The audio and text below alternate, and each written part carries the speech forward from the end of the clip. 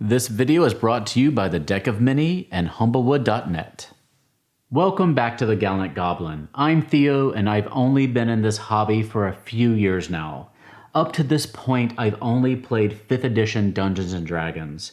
I was first drawn to the hobby by watching Harmon Quest and then Critical Role. I've had a blast introducing the hobby to friends and coworkers. Our ongoing campaign had a ton of guest stars, like Johnny and Kara and Cassie, who would drop in to see what all the fuss was about. But at heart, Grady and I have always been more fans of science fiction than we have of fantasy. If you read or played my D&D one-shot adventure, I Am Your World, you may have noticed the science fiction influence on my writing. Well, a few weeks ago, Paizo reached out to us to see if there were any of their products we would be interested in covering. They ended up sending us a care package of sorts. You can click the eye in the corner of the screen to see what was inside. One of the products we mentioned to them that we were interested in was Starfinder. Starfinder launched, so to speak, in 2017 as a spin-off of Pathfinder, which itself was a spin-off of Dungeons & Dragons 3.5 edition. I knew almost nothing about Starfinder, but Paizo was kind enough to send us this set, the Starfinder Beginner Box. So I'm going to divide this video into sections. If you want, you can check the description below for timestamps to jump around to the sections that interest you. I'll start with a brief summary of the background lore, then review everything that comes in the Beginner Box, and then review some of the key differences between the rules in the Beginner Box and 5th edition D&D. Finally, I'll give you a preview of the races and classes you can play in the Starfinder Beginner Box. We're going to begin playing through the Adventure Box tomorrow with 3 people who have never played a tabletop role-playing game before: Allison, Sarah, and Christine. One person who has only played Dungeons & Dragons 5th edition, Grady, and one person who has played D&D and Pathfinder 1st edition, Michael. We'll let you know how that goes and give you some feedback from those players. So let me tell you a little bit about the universe of Starfinder. Set thousands of years in the future, but in the same universe as Pathfinder, Starfinder finds the world of Galarian gone. In its place is a space station known as Absalom, which serves a similar function to Babylon 5 or the Citadel in Mass Effect, a hub of politics, intrigue, smuggling, and diplomacy. Now, the problem is that no one knows what happened to Galarian and where Absalom Station came from. In an event known as the Gap, the memories of a specific time frame were wiped from seemingly everyone in the multiverse. The time frame spans centuries or possibly even millennia. All records from that period are gone as well. The gods are mostly silent on the issue, but do indicate that the planet of Galarium is safe. Memories started being retained again about 300 years ago, though there is some disagreement between the planets about exactly which year. So we're going to review this set mostly in isolation, meaning that I have not looked through any of the other Starfinder books or adventures much. The reason I want to make that clear is because the Beginner Box gives you a limited and simplified version of the official Starfinder rule set to help ease players into the game. I think the set is clearly designed for 2 audiences: those who have never played a tabletop role-playing game before, and those who have only played D&D 5th edition like myself.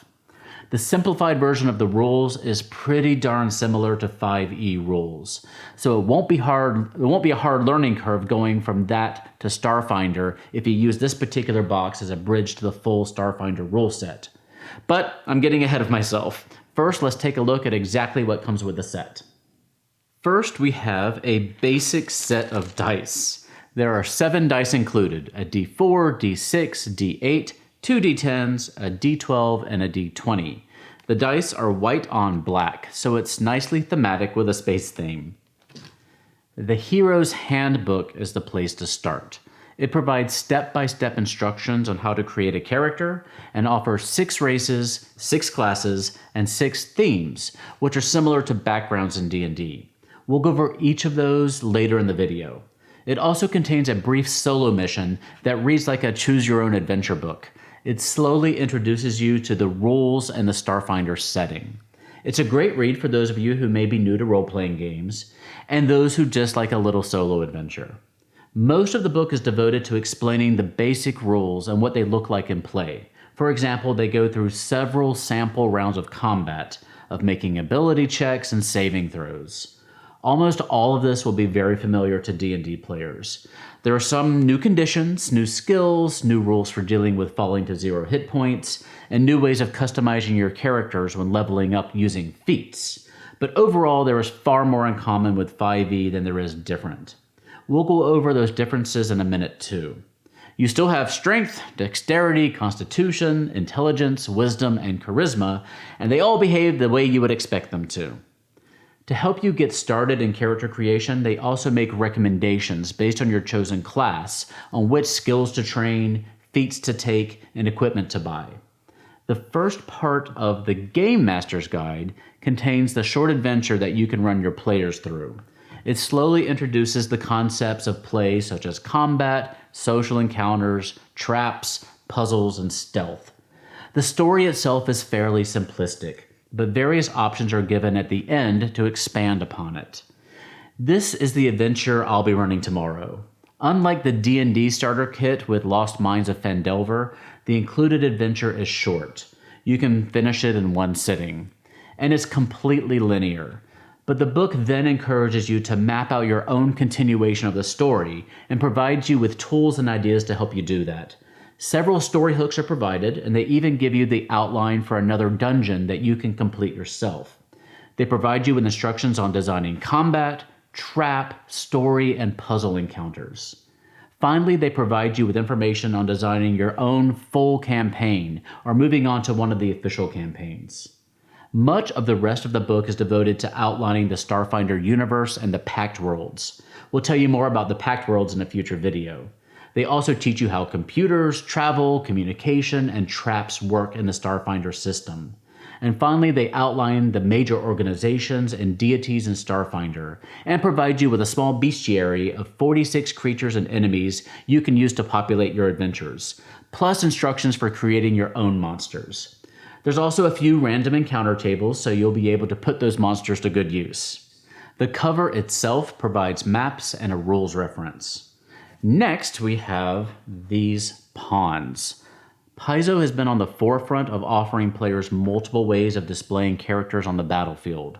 While they do produce pre-painted Pathfinder miniatures through WizKids, which we've covered on the channel, they've also provided mini packages of these pawns, which are more affordable, don't come in random boxes, and can be produced more quickly. The pawns feature full color art on each side. Note that each side is the same though. This set includes 80 pawns and 24 bases.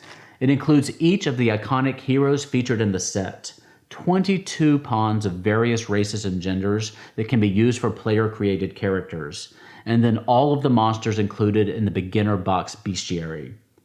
For some of the more common monsters, multiple pawns are provided. One nice touch: each enemy features a little colored symbol. And when there are multiples of the same pawn, each one has a different color. That helps when keeping track of the hit points for each foe in combat. For instance, maybe the red goblin has 10 hit points and the green one has 8. One thing to note, the colors that they use may be difficult to distinguish for people who are colorblind. Some of the pawns of the same monster, like the space pirate here, also have gender variants. Now, if you do prefer minis to pawns, you have that option too. There are already a few Starfinder minis on the market, and we'll be reviewing those soon. And WizKids has announced that they'll be making a new line of Starfinder minis in 2020. Their contact there was still being tight-lipped about it. We'll let you know when we get more news. The pre-generated character sheets are my favorite part of this set. There are 6 iconic characters included in the beginner box. The idea of iconic heroes comes from Pathfinder, where Paizo would create a prototypical reference character for each class. They're continuing that tradition here. The front page of the character sheet gives you the art, class, and some tidbits of information to help you decide if this character is right for you. For my game, I sent pictures of these pages to all my players so they could start thinking about which characters they'd be most interested in. The back of the booklet gives you the name, more art, and the background for the character to help your players with role-playing. Finally, on the inside, you have the actual character sheet with large notes in the margins detailing how to read and use it in gameplay. I find this an extremely instructive way to introduce the idea of character sheets to new players. It also helps us 5e veterans learn how a Starfinder character sheet differs from a D&D one. The game also provides 6 blank character sheets if you'd like to roll up characters of your own. The Hero's Handbook walks you very thoroughly through the process of setting up your character with the options given in this set. The character sheet includes page references to look up each section in the book, and there are letter codes that the book refers to direct you to certain sections of the character sheet during character creation and leveling up. For example, it will direct you to write your feats down in section H. Again, this is not your standard Starfinder character sheet. This is specific to the beginner box. The official sheet is more complex. Here you can see the two side by side. If you decide to jump to a main Starfinder campaign with characters designed from this set, you'll need to rebuild the character sheet using the regular official one. Since more options are available for things like feats and skills, it may require some retooling of your character. They also include 6 player aid cards, so each player can have a cheat sheet to refer to for information on their options in combat and how resting work. The card also refers you to the page of the handbook for each option in case you need additional information. On the back of the card, you have a list of the conditions that you may acquire or deal out using the the beginner box rules. Again, this list is truncated from the full Starfinder rules to keep things more approachable. The conditions here are rather different than what you find in D&D 5th edition, so you may want to study these a bit if you're coming over from that rule set. Finally, a flip mat is provided featuring the dungeon level included in the adventure on one side and a very basic background and grid on the other side for general use. You can write on these maps with a dry or wet erase marker to create your own walls and objects. This basic mat can be used again and again with a little bit of prep work. Or if your players have an encounter that you weren't planning for, you can call a quick snack break, grab the mat, draw the necessary walls and objects, and get to the action within a few minutes. I've done that before, but usually with large gridded presentation paper. This is a bit more immersive with the metal floor. There are a few other tidbits included in the set, including this page detailing what's in the box and instructions on getting started with the beginner box, like this. And finally, you get some promo cards for Star Munchkin and Munchkin right here. Now we've got everything packed back up, so let's talk about the major differences between Dungeons & Dragons 5th edition and Starfinder's beginner box. Most things are the same, as I mentioned. You have the main abilities, you roll a d20 to do skill checks and attacks. Movement is 30 feet and 6 squares. Trust me, you're going to feel right at home. But let's see some of the rule areas where Starfinder sets itself apart. Let's start with feats. Feats are an optional rule in D&D to add a little extra flavor and specialization to your character in lieu of an ability score increase when you reach certain levels. Feats are a more integral part of the Starfinder universe, however. You gain your first feat at first level, and then you gain another one at every other level, so levels 3, 5, 7, etc. Some classes let you gain even more feats. So by the time you reach level 20, you have at least 10 feats. And level 20 is the cap in Starfinder as well as Dungeons & Dragons. The beginner box provides 27 feats to choose from. Now you can't always choose any feat you want. Many of them have prerequisites. For example, you can't take medical expert unless you have trained up your medical skill. You can't take extended telepathy unless you're telepathic to begin with. Some of the more interesting feats in the beginner box include minor psychic power, which doesn't have a prerequisite. With it, you can either choose to gain the ability to move small objects or hurl them across the room with your mind, or send short messages telepathically. Farshot just doubles your range on ranged attacks. Barricade lets you take an empty space next to you and build it into a chest-high wall to provide cover, which increases your AC by 2. Feats allow you to really differentiate your character from others, which is one of the best selling points of Starfinder in my opinion. No two high-level characters are going to be too similar. Now let's talk about skills. Skills in Starfinder and D&D share the same general concept. They're derived from the big ability scores, and rolling a skill check is how you see if you succeed in doing most things in the game. In D&D, maybe you roll an athletics check to see if you can climb that wall, or a survival check to track that escaping bugbear through the forest. The actual skills themselves are different between D&D and Starfinder, as you aren't often going to be hacking computers or piloting spaceships in D&D, though you never know. The Starfinder Beginner Box limits you to 10 different skills, which you can see here. This is half of the total skills in the main game, I believe. So for instance, instead of having the separate Starfinder skills of bluff, intimidate, and diplomacy, the Beginner Box lumps them together in a skill called interaction to keep things simple. So some of the skills here in the Beginner Box won't necessarily appear in the full rules.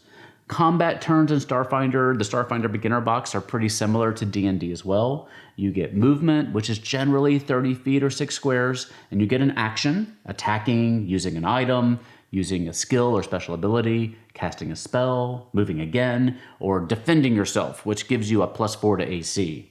There are a few new or different options though. You can hinder a foe by attacking them from melee and hitting with 6 or more over their armor class. You won't deal damage, but you'll prevent them from moving next turn, which is great if you've got that elusive enemy in an advantageous position. You can also provide supportive fire, which can essentially flush out an enemy out of hiding, making them easier for someone else to hit, or by providing suppressive cover to make it harder for the enemy to hit you and your allies. There are slight variations in the rules for cover, hiding, targeting creatures you can't see, moving diagonally on battle maps, and other aspects of combat. Compared to the basic rules in D&D, Starfinder assumes that most action is taking place on a battle map, so precise rules for how that works with ranged attacks, cover, spells, and other things are explicitly spelled out. And keep in mind that the rules for the Beginner Box are simplified and condensed from the main game, so this box should be considered a stepping stone to the true Starfinder adventure. Overall, these changes shouldn't be too hard for a Dungeons and Dragons Game Master to pick up, and if you mess up a few rules and fall back on 5e, it's not going to make a huge difference to your starter game here. Just jot down what you need to look up later so you'll know it next time. Another new addition to the rule set is resolve points. These represent your internal grit and luck, literally your resolve to carry on in the face of overwhelming adversity. In the Beginner Box, the number of resolve points you have is based on your key ability score, which varies by class. So if you're a Mystic, your key ability score is Wisdom. If you're an Envoy, your key ability score is Charisma. A soldier can choose between Strength and Dexterity depending on how close to the action they want to get. Your total resolve points is equal to that key ability score +1, at least in the Beginner Box rules. In the Beginner Box, there are 2 main uses of resolve points. You can spend 1 during a short rest, which is 10 minutes long in Starfinder, to regain half your total hit points. And if you drop to 0 hit points and fall unconscious, you can spend a resolve point to bounce back up to consciousness. If you fall unconscious and have no remaining resolve points and get hit again, you die. Your equipment in Starfinder is also more customizable. First, you can purchase upgrades for your armor. A few of the choices included in this set are force fields to protect you, targeting computers to aid your ranged attacks, thermal shielding to protect you from fire damage, and a jetpack to, well, you know what a jetpack does. You can also buy upgrades to your weapons called fusions. A few examples. A seeking infusion in a weapon allows you to bypass any cover bonuses an enemy might have. An illuminating infusion causes an enemy you strike with it to give off light until the end of your next turn, negating darkness around it. Finally, there are a whole host of grenades available. There are plenty of other minor differences between Starfinder and D&D, but those are the ones that stood out to me. Everything you need to run the basic starter adventure is in those 2 books, though. Let's do a quick overview of the races, classes, and themes you can choose for your characters in the Beginner Box. There are 6 of each. We'll make this brief here and cover it in more detail in future videos. Humans, as they are in D&D, are adaptable and flexible in their abilities. They gain an extra feat at level 1. Humans have lost their homeworld, so find themselves as orphans in the universe, which puts them in a unique position as they navigate the stars. Androids were created as a servitor race. but at some point gained consciousness. It is specifically mentioned in the rules that they have souls. They do have emotions, but find them a bit difficult to parse in themselves and others. They are able to install an armor upgrade directly into their body. Lashuntas are innately psychic, allowing them to communicate telepathically with people within 30 feet of them, among other minor abilities. They are scholars who appreciate careful study, whether it be in the academic areas or in combat.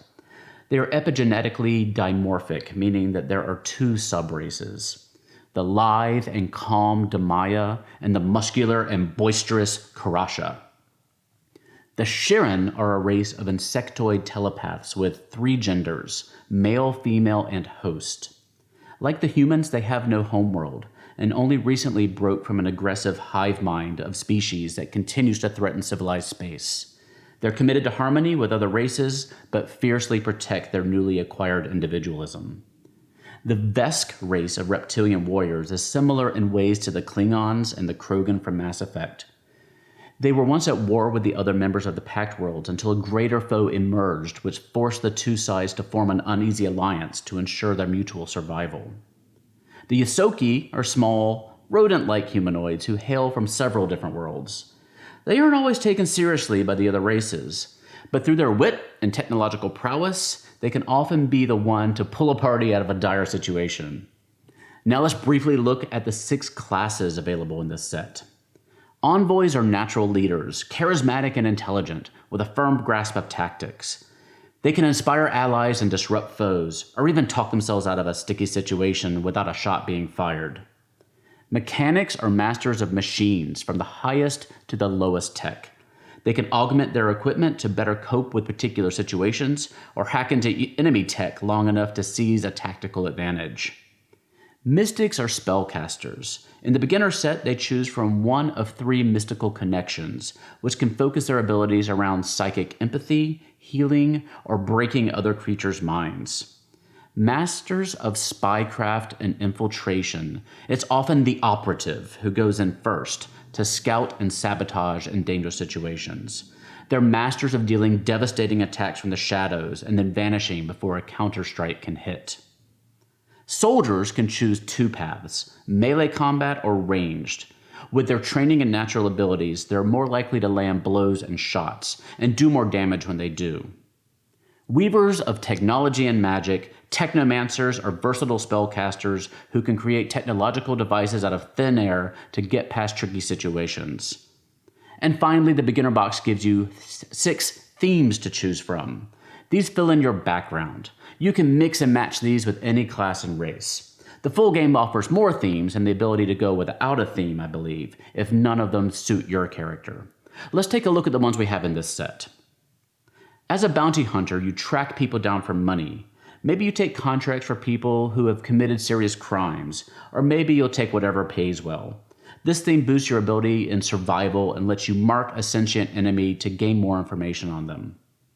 As an icon, you are in some way famous. Maybe you crush all the woas in the future version of TikTok, or you're just a well-celebrated and oft-cited scientist. It's up to you. But you gain a bonus to culture checks and know a lot about other celebrities in your field.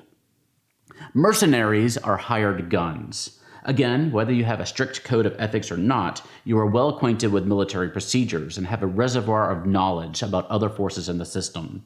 You also gain a boost to athletics. As an outlaw, you are a wanted individual in pack systems. Perhaps you stole a loaf of bread to feed your starving daughter, or maybe you got framed by a one-armed Lashunta. Or maybe you are just a reformed cat burglar looking to reclaim your good name. Either way, you know a lot about criminal organizations and the seedy underbelly of society, and gain stealth as a class skill.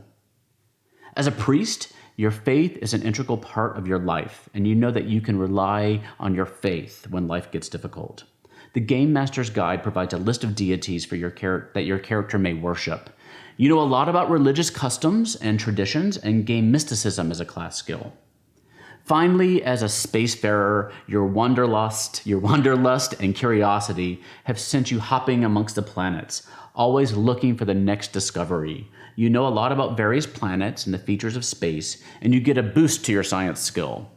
Now, using the technomancer magic of video editing, let's jump 24 hours into the future to see how my playthrough of the beginner box went. Time travel. Anyway, we played through the entire beginner box adventure in about 3 hours. We ended up having 4 players as one of our new folks woke up sick, unfortunately. Overall, the adventure went over very well. Our new folks had never played a tabletop role-playing game before and had never seen one being played. But with some good modeling by our resident D&D and Pathfinder veterans, they picked right up on how it works. They didn't read any of the instructions or the hero's handbook ahead of time. We simply taught them as the game progressed, and that worked just fine. They used the pre-generated characters and didn't seem to have any trouble navigating the character sheets. It helped that the most important values were highlighted in blue. Both of our new players seemed very excited to keep going after the adventure concluded and asked questions about what constituted winning and losing, which ended up being an interesting discussion. Our veteran players enjoyed themselves as well, but ran into a few issues with their prior knowledge. They asked about holding actions, going prone, and a few other rather common actions in other game systems. As far as I could tell, the limited rules in the beginner box didn't really tell me how to handle those requests, so I just improvised as well as I could. We realized partway through the one-shot that it was set up in some ways like a classic computer adventure game. There's one challenge in particular that requires climbing a high wall. It's quite difficult to do without equipment, but in different parts of the adventure you could find a grappling hook and a 50-foot long piece of cable, which is exactly what you needed to climb that wall. It's one of those little things that is necessary for a tutorial mission like this, but it made us chuckle in how gamified it was. It was unclear if the first level of stats of the characters really represented the abilities they would have under the full rule set, but each of the characters had at least a few areas in which they really excelled. For example, the included operative already had a plus 11 to stealth. The technomancer had a plus 10 to science and a plus 10 to technology.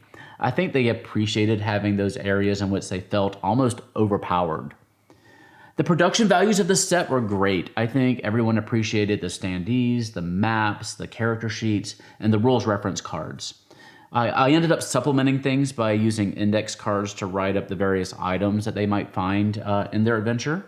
One thing to note about the box is that a good portion of the items included can be continued to be used after you move on to full Starfinder, including all the pawns and the flip map.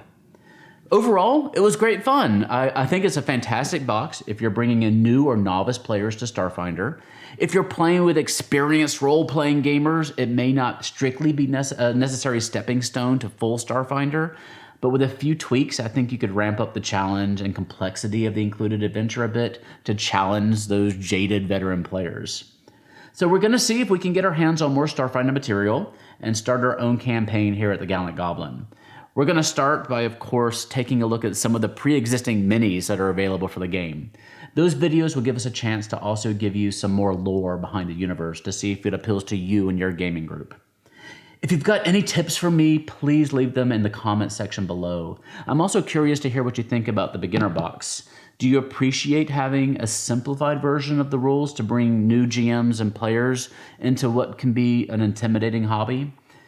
Let's discuss. Many thanks to our sponsor for this video, the Deck of Many. They recently released their new set of animated spell cards, which we reviewed on our channel very recently. Click the eye in the corner of the screen to see our full review. They're also releasing a new campaign setting book for 5th edition Dungeons & Dragons called Humblewood. Humblewood takes place in a magical forest and features 10 new races based on birds and other animals. It also features a campaign which will take your characters from level 1 to level 5 while confronting an existential threat to their society. The campaign is fully supported with optional maps, standees, minis, reference cards, animated reference cards, and other accessories to make your adventure as magical as possible. Learn more and pre-order today at humblewood.net. I appreciate you watching. Leave a comment below with the word tribble subtly dropped in to let me know you made it all the way to the end. And kindly leave us a like if you enjoyed the video. That helps us reach new players and new viewers. Thanks as always for your continued support, and we'll see you next time here at the Gallant Goblin.